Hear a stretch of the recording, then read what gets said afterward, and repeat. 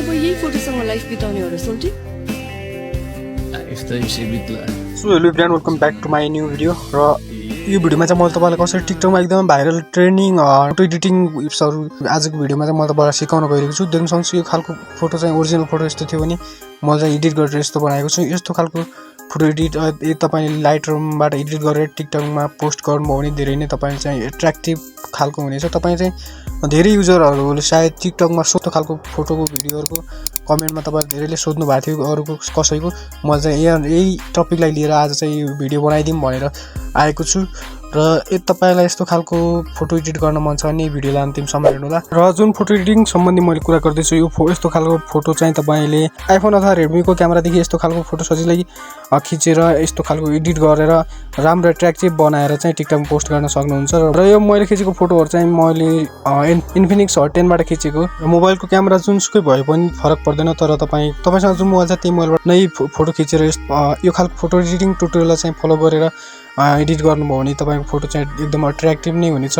सकेसम्म रेडमीको नयाँ मोडल अथवा आइफोनबाट खिच्नु भने एकदम एट्र्याक्टिभ हुनेछ। र अब एडिटिङतर्फ अगाडि बढौँ। So let's start.